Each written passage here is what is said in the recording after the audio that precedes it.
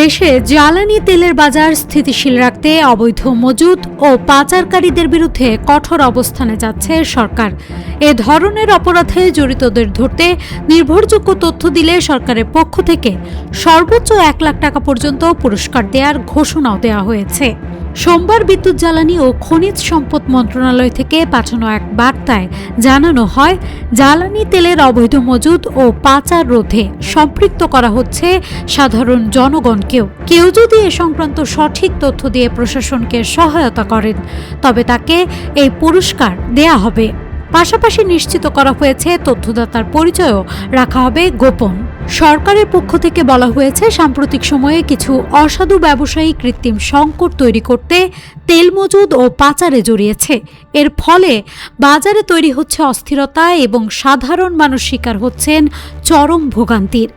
এই পরিস্থিতি মোকাবেলায় দ্রুত ব্যবস্থা নিতে জনসাধারণের সহযোগিতা গুরুত্বপূর্ণ বলে মনে করছে সরকার। এ বিষয়ে বাংলাদেশ পেট্রোলিয়াম কর্পোরেশনের চেয়ারম্যান মোহাম্মদ রেজানুর রহমান জানান, চাহিদা মেটাতে সরকার সরবরাহ বাড়ালেও পাওয়া যাচ্ছে না কাঙ্ক্ষিত ফল।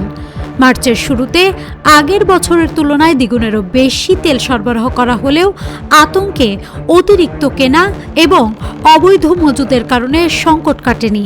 পরে সরবরাহ সমন্বয় করা হলেও পরিস্থিতির তেমন উন্নতি হয়নি। তিনি আরও জানান, পরিস্থিতি নিয়ন্ত্রণে প্রতিটি জেলায় ভিজিলেন্স টিম গঠন করা হয়েছে এবং পেট্রোল পাম্পগুলোতে নজরদারি জোরদার করতে ট্যাগ অফিসার নিয়োগ দেওয়া হয়েছে। তারা পাম্পের তেলের বরাদ্দ ও সরবরাহের বিষয়টি নিয়মিত তদারকি করছেন। একই সঙ্গে দেশব্যাপী অভিযান চালিয়ে জরিমানা ও কারাদণ্ডও দেওয়া হচ্ছে। সরকার আশা করছে, জনসম্পৃক্ততায় ও কঠোর নজরদারির মাধ্যমে অবৈধ মজুদ ও পাচার বন্ধ করে জ্বালানি বাজারে স্থিতিশীলতা ফিরিয়ে আনা সম্ভব। নিউজ ডেস্ক, মানব জমিন।